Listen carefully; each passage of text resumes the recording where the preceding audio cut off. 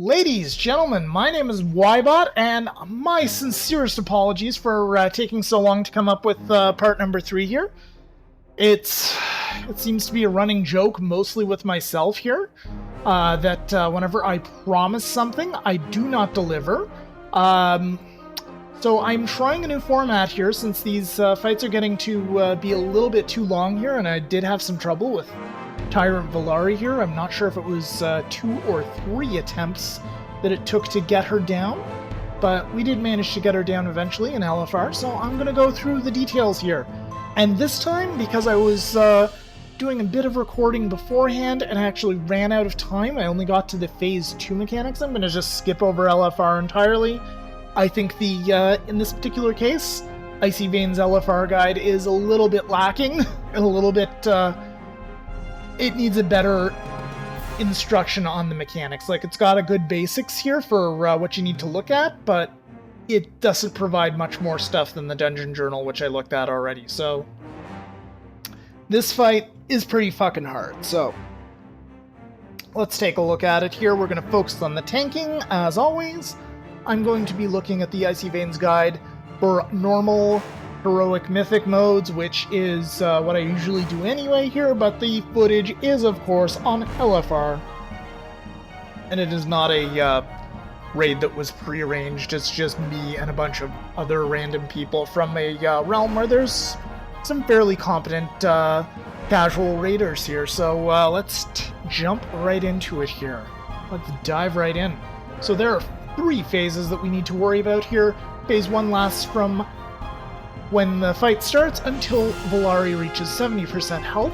Phase 2 lasts from 70% health to 40% health, and Phase 3 lasts from 40% health and until the boss dies. There are also some adds that pop in here. I believe the first ad pops in at 90% health, second ad pops in at 60% health, and presumably the third ad would pop in at 30% health. Yep, yes indeed, that actually says that here. She will summon a specific ad that plays an important role in the phase. The first ad is apparently one that DPS can largely ignore. The tanks will have to go ahead and tank up one of the ads, and the other tank will have to deal with Velhari herself. And you'll have to perform tank switches every now and then here, so as always, keep your off-tank on focus here. And keep an eye on those Seal of Decay stacks, because melee attacks occasionally curse the target with shadow damage, reducing the healing and absorption received by 10% for 18 seconds, and this will stack. So keep that in mind, that the tank that's dealing with Velhari is going to be able to get healed less and less, which kind of sucks. So we're going to skip down here to the everyone section here, and we'll go over what you need to worry about here. During Phase 1, spread out into 4 to 5 players, move out of the Searing Blaze void zones, but move as little as possible because of the aura that she has. Dodge the Enforcer's Onslaught. She slams the ground, and or there's a slam on the ground, and projects a ball of intense heat, and use defensive cooldowns if targeted by Annihilating Strike. Everyone else, get out of the way, moving as little as possible, and we will skip down here to explain why.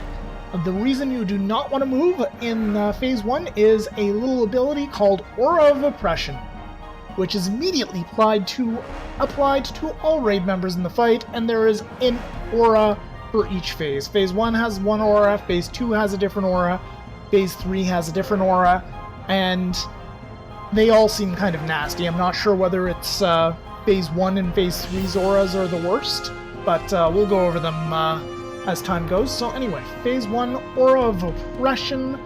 You take shadow damage every 0.5 seconds while moving. The longer Phase 1 goes on, the more damage you take for moving. The damage is increased by 10% every 5 seconds. If it goes on for too long, any bit of movement may insta-gib a raid member, so keep that in mind. And we have already covered Annihilating Strikes. She uses this regularly. get out of the way, but move as little as possible. Everyone who gets hit by Annihilating Strikes has the Searing Void Zones. Searing Blaze Void Zones, rather. And also there's an ability called Infernal Tempest, which I think we may have covered or not. When she generates 3 Corrupt Power by using Annihilating Strikes 3 times, it causes all raid members to burst into flames, dealing moderate fire damage to all players within 2 yards of them, and creates 4 Searing Blaze Zones under each player. Alright, that, okay. Yeah, I'm pretty sure she doesn't do that on this particular difficulty here, and we have wiped, unfortunately. So there, like I said, there was like either 2 or 3 attempts here. I seem to remember at least 2 attempts going fairly poorly. I'm not sure if there was a third after or whether we muddled through here on the second attempt. So let's take a look here. And the ad you need to deal with is the Ancient Enforcer. And this ad spawns at 90% health. The Ancient Enforcer can be tanked. It has a single ability called Enforcer's Onslaught, which it regularly uses. It creates a fiery orb in front of the Ancient Enforcer, which travels in a straight line. When the orb reaches the end of the room, it returns to the Ancient Enforcer and disappears. Alright, so it's kind of a bouncy ball of fire. So, yeah, try to keep the path of that orb out of the raid, basically. And try to, for the rest of you guys, try to get Tyrant Velhari down to 70% health as quickly as possible. For the Ancient Enforcer, I'd actually recommend trying to tank him in facing towards the direction of a wall, maybe. And maybe that orb wouldn't be that much trouble at all. But yeah, once again, keep an eye on the other tank. I think we actually switched tanks here. We used to have a bear, and now we have Death Knight. Okay. So yeah, make sure your other tank's Seal of Decay stacks aren't going up too high. And don't move at all with Aura of Oppression if you can help it. Only move when necessary. And the Ancient Enforcer, according to Icy-Veins at least, can pretty much be brought down by incidental damage, I believe. The other 2 ads need to take priority, but the Ancient Enforcer is not as dangerous. So, anyway, here, Phase 2. When Phase 2 starts, the Aura of Oppression stops, which is great. What's not great is it's replaced by Aura of Contempt, which emits a cursed aura, causing players to be unable to be healed above 80% of their maximum health, and this effect increases over time. This is placed on all raid members the moment Velhari reaches 70% health and lasts until the end of Phase 2. It prevents all raid members from being healed above 80%, and the amount is reduced the longer the phase goes on. It is reduced by 5% every 13 seconds. So, that's still really nasty. And let's see some other abilities she gets this phase here. Tainted Shadows. Crushes a player with dark magic, inflicting 51,000 shadow damage and triggering a Corrupted Blast. Generates 1 Corrupted Power. Lovely. Corrupted Blasts. Players struck by Tainted Shadows additionally inflict 16,000 shadow damage to players within 2 yards. And a Font of Corruption. Curse random players with dark power, causing subsequent casts of Tainted Shadows to additionally strike the Font of Corruption targets. Provides immunity to Corruption Blast. Cost 3 Corrupted Power. Alright, so that's our big one. And finally, Tainted Shadows. Actually, Tainted Shadows has already been covered. And the Ancient Harbinger, when Velhari gets to 60% health, she'll summon up a wonderful Ancient Harbinger ad. When the ad spawns, all raid members are knocked back, take moderate nature damage. The Ancient Harbinger can be tanked, just like all the ads in this fight, and it has 2 abilities. One is Harbinger's Mending, where both you, the tank, who's dealing with it, and also the DPS will need to focus very hard on interrupting Harbinger's mending. On LFR difficulty, it's not going to be too hard. In normal, they say it's 2% of her health that he heals, and 5% in heroic. It also places a hot on Velhari, which heals 1% every 3 seconds over 9 seconds on normal, and 2% every 2 seconds for 10 seconds on heroic, and the hot, however, can be dispelled, but it's annoying, and the raid looks like it's gonna die here. Oh my goodness. I think we've got her at like 30% health, so we'd have her at phase 3. And anyway, we'll just finish up on phase 2 here. The strategy for phase 2 is to nuke the Ancient Harbinger ad, because he's a healer. We don't want any healers healing the boss. And when stacks of Seal of Decay are too high, then make sure you swap out your tanks. And yeah, let's go ahead here and let's drop down to phase 3, which is called Malice. She has the Aura of Malice. And the Ancient Sovereign, who we're seeing right here, is the ad that you need to deal with here. So, Aura of Malice is placed on all raid members the moment that Velhari reaches 40% health and lasts until the end of the fight. It increases damage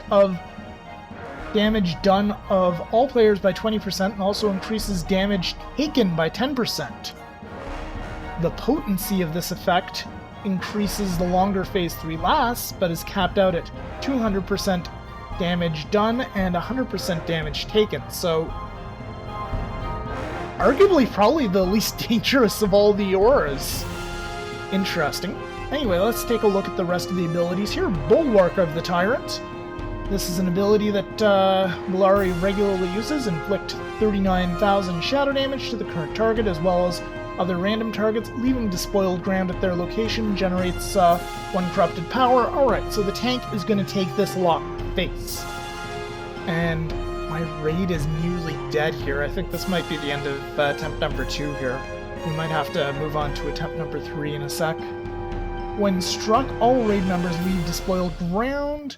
Is 17,000 shadow damage to every player caught within it 1 second. So basically it's a void zone. It deals low shadow damage.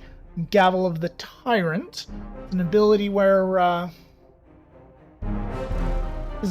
where she acquires 3 corrupted power from that other ability, and we got her down! My goodness. Alright, so look at our raid. Our raid is in pieces. 2 healers down, both tanks down, and 5 DPS down. That was a messy, messy fight. So, anyway here, Gavel of the Tyrant, let's finish up here. Inflicts 32,000 fire damage to all players, knocks them away. Additionally, radiates flame, inflicting 12,000 fire damage to all players every 2 seconds for 8 seconds. That's pretty nasty. Alright, and let's take a look at that Ancient Sovereign boyo here. The Ancient Sovereign has a single ability called Sovereign's Ward. The Ancient Sovereign casts a protective gaze upon its master, reducing damage taken by 90% for 20 seconds, my god. And this effect is removed if the Sovereign dies. So the Ancient Sovereign just basically wards Tyrant Velhari, so you want to make sure you nuke that sucker down as fast as you can. And that pretty much covers it there, guys. Icy-Veins does recommend that you move around as a group in phase 3 to try to just basically have all the void zones pop down in one space, and then you can move as a group away from them and just kind of go around the room, and that way should minimize the void zones. But hopefully that's not going to be too much of a concern on LFR, because God help you if you need to actually coordinate something in LFR. But anyway, this fight is very enjoyable. I enjoyed it thoroughly. I'm really liking the fact that we can wipe again in LFR. That's very good. Granted, this was the first week it came out, so more than likely things have been sorted by now. Anyway, guys, thank you very much for watching. Please subscribe if you like my videos, and I will see you next time.